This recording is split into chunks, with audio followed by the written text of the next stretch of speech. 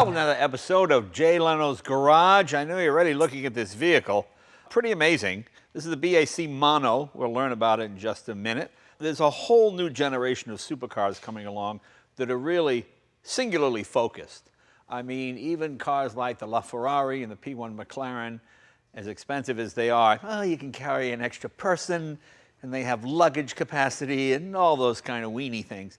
This is meant to do one thing really well, and that's go really fast and handle incredibly well. It's basically a Formula One car for the street. Now, this idea is not new. It really started maybe 25 years ago with Gordon Murray with the Rocket.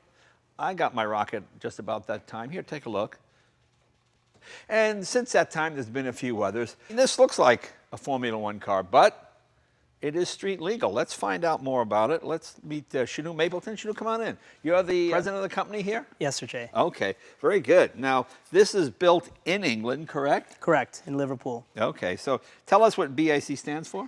BAC is an acronym for Briggs Automotive Company. Okay. Yeah, Ian and Neil Briggs founded this business. Okay. And what were they? Were they Formula One designers? Were they car guys? Yeah, they're car guys. They're enthusiasts. They've been in the automotive industry as engineers and designers for 25, 30 years and had a dream of building a formula car that they could drive on the road. Yeah. You know, the English seem to do this better than anybody else, where they were starting with Colin Chapman and certainly Gordon Murray, and they seem to be really good at limited production, lightweight, fast cars. I mean, I think England is still the chassis capital of the world, isn't it, for most race cars? It really is. They've got such a flourishing boutique sports car, market there. Okay. Now, obviously, McLarens and LaFerraris, they're over $1 million.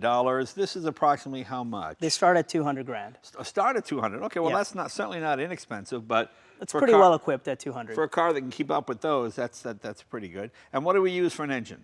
It's got a Cosworth, a 2.3 liter Duratec based. Okay. All right. Cosworth engine that's built what, here in the States? It's actually, it's built in England, but we get them from Torrance and from Cosworth here in California. Okay, and it looks like a transaxle. Correct, it's a Hewland FTR gearbox. Okay, so that's an out-and-out racing gearbox, isn't it? It is, it is. You'll find those in a lot of formula cars. They're straight cut gears, 6-speed sequential. Does this open at all? It does. The front hatch opens up. Let's take a look. Can you open that for us? Yeah, absolutely. So the body's entirely carbon fiber. Oh, I see. And if you want to carry a pack of gum, I guess it'll go right in here. Absolutely. Yeah, you don't want the big pack. Just get the single. That's right. Okay. That's right. Good. It'll take your helmet. I got a little toolkit in there. Okay. My registration papers and things. Here's our little glove box. Okay, there's your glove box right there. Yeah. And look, that's the first glove box that actually has gloves in it. That's right. That's right. I mean, look at the chassis welds here. Beautifully done. Yep, you can see the tubular chassis. Okay. So the powertrain's a stressed member, so it's bolted, to the chassis with a bespoke bell housing. I'm curious, now why did they not, the fun thing about the Atom and certainly the Rocket is taking your friends out and scaring them to death in the car. Right. But this is strictly a single seat. It sure is. Okay. Okay. Did they ever consider building a two-seater or always a single-seat car? They really wanted to focus on a single-seater. Right. They wanted it, obviously the two-seat space is pretty crowded. There's a lot of great cars. And there's very, very few, as you know, single-seat cars. Right. How many horsepower? 280 normally aspirated. Now, that doesn't sound like much, but what does it weigh? 1,500 pounds. 1,500 pounds, okay. Yeah, so it's very lightweight. And your quarter-mile times are what, the 10s, something like that? Yeah, we honestly haven't drag raced this car. It's really a road race car. 0-60 is about 2.8 seconds. How big a gas tank? It's just under 10 gallons. Oh, okay. So you could go... About 200 miles. About 200 miles, okay. Right. All right, very good. I noticed no windscreen at all. I'm curious. Because even the Rocket has sort of a cursory windscreen up to here just to take the pressure off your face. Any reason why? Is it more aerodynamic without a windscreen? What is the reason for that? Do you know? Well, I think their dream was to really give you the full-on Formula experience. Okay. The seating position, as you're going to see shortly, is very recumbent. So you're laid back quite a bit. Right. So the truth of the matter is, the car kind of envelops you like a glove. So there isn't much movement, and so you're in it, and there's a reasonable amount of wind protection. Now, like many people watching, I'm going to get my dictionary and look up the word recumbent. What does that mean exactly? He's laid back. Oh, laid back. Yes. Okay, there you go. Yes. You learn something watching this website. Okay, very good. All right, it does look recumbent. Yes. Okay, and your paddles are right here. And yes. The car is a pneumatically actuated paddle shift car. And this comes off as well? It does. It comes right off. Okay. Quick release. All right. All the electrical connections go right through there. Well, look at that. And after the accident, this is pretty much all you have left. Just take this and you walk back to the pits. Oh, wow. So, I see. It all hooks up once you plug in. That's right. And these are your paddles here? Yes. And one is up, obviously one is down. Correct. Very Formula One looking. Everything is controlled from right here. And yes. Obviously no radio or sound system or anything of that nature. Nope. Okay. Nope. Absolutely. And it runs on pump gas, yes? It does. Okay. It does. It has a clutch pedal, so you use the clutch actually under 4,000 RPM. Okay. Above that, you can just pull on the paddles, up or down. Very good. Very good. And the engine is basically a stock Cosworth. It's not a full-out racing engine, is it? Well, it's a Cosworth. You're right. It's a stock Cosworth engine. It's dry sumped. It's got all the forged internals. Right. So it's But still, I mean, it's not something you have to run race gas. You no, can run pump absolutely gas. not. Okay. It's still a production-based engine. Okay, very good. Well, I mean, it just looks incredibly well put together. Look at these suspension pieces here. Yeah, there's over 300 pieces of machine billet on this car. Okay. And what do we have here? What am I looking at here? They're double adjustable Sachs suspension. Oh, okay, adjusted here. Okay. I So see. that's compression. Oh, I see. That's an adjustment. adjustment. I thought that was a cap to open something. I got you. Okay. And brakes are what? AP Racing. Okay. So it's a two-piece. There is a carbon ceramic upgrade, an option that you can choose, and that saves quite a bit of unsprung mass. Okay. In fact, the lightest car we've done so far is about 1,450 pounds. Okay. And that one has the carbon ceramics and has an Inconel exhaust. And obviously, just guessing by the shape, it's been wind tunnel tested and all of that. They did spend a fair amount of work with CFD, and I believe Stuttgart University did a fair amount of work with them to optimize airflow, particularly to the radiator. There's actually a very cool little aerofoil underneath in the front that you can't quite see unless you really get underneath here, but that helps manage airflow to the radiators. And how many radiators do we have? We have 2. a pretty wide track in the front, isn't it? It is. Yeah. The front and rear tracks are exactly the same, actually. Oh, it is? Yep. Okay. Okay. The tire sizes are different. Yeah. Yeah. What do you have in the back? 245s. And what size wheel is that? 18? It's a 17. Oh, 17. Yes. Okay. And this all comes off to do what? So that gives you access to the top of the engine. Oh, I see. Okay. Yeah, your coolant overflows up there. You can get access to your spark plugs. If you're hitchhiking and see this coming, you might as well put your thumb away. You're not going to get a ride. How many do these build? How many do they? Well, they're shooting to ramp up to about 65 to 100 cars a year. That's the ultimate goal. Okay. And people have registered them here in California, correct? Yes. You've sold some already here? So, We have. okay. Yeah, that's important. You know, people come by with cars all the time.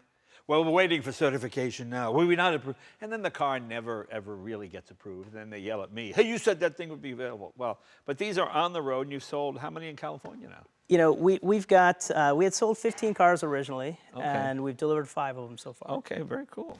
Let's take it for a ride. Okay, let's see. First, we push this button in here on the side. Hold your thumb over this. Let's give it a try. All right, let's get out on the highway and see what she does.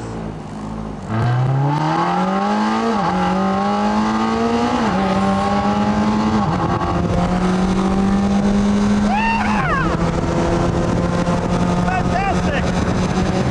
Well, this thing's a lot of fun. Fantastic. 60 miles an hour feels like you're walking. The ride is actually quite comfortable. In an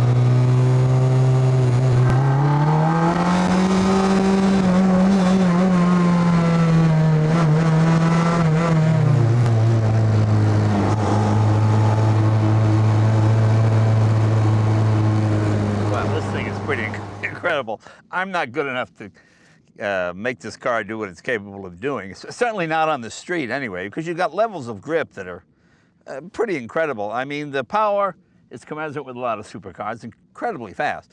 But the grip, you know, you're on a public road here. There's only so much you can do without being stupid and going to jail. But yeah, you could go to jail real easy in this car. But I could see driving this car to the track, doing a track day, and then driving it home. Let's go over all the buttons again. So the starting process, we put this red button in. Right, that's the master kill switch. Master kill switch. And you touch the power button. Touch the power button. Yeah, that lights up the screen. And then hit it again. Yep, you hit it again and start. Okay, and your paddle shifters are here. A horn, lights, turn signals. Right. What are these two buttons? So this will take you to what's called track mode. Okay. So now the display changes up where your gear position is much larger, and then you also have lap timers on here. I see. Which are manually activated here. I see. Okay. So in the street mode, your miles per hour reappears. And what is this one? It actually just scrolls up and down. So I see. For future upgradability. And that's headlights. What is this one? Yep, so when you first start on, your parking lights go on here. Oh, I see. And then your low beam, then high beam. This is a rear fog light right here. Okay. Hazards, of course. Yeah, okay. And that's about it. Everything you need for a street car. Absolutely. It's the most, honey, it's a perfectly sensible vehicle for commuting. It's a little tight for me here, but you know, you feel very secure inside of it. That's right. You know, sometimes open cars, they just scare you.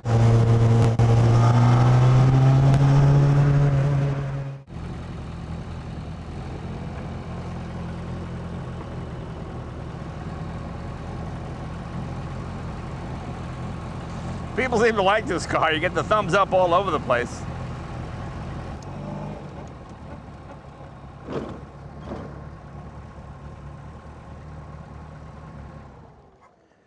Well, there you go. If you want a Formula One car for the street, it doesn't get any more realistic than this. It's pretty amazing. The level of grips are incredible. I love this transmission. I love that that pneumatic shifter. And it's actually quite comfortable. I mean, it's a little tricky getting in and out of. That's why I'm not going to let you film me getting out of this. I think we need the transmission jack to lift my batockle area out of this car. But yeah, it's a lot of fun. It's got a lot of power. Very, very cool. Sinu, thank you very much. Absolutely, Jay. Thanks Good for luck. driving. Yeah. A lot of fun. A lot of fun. And tell those boys in England to keep up the good work. I They've will. done a nice I will. job. Thank you. Thanks, guys. See you next week.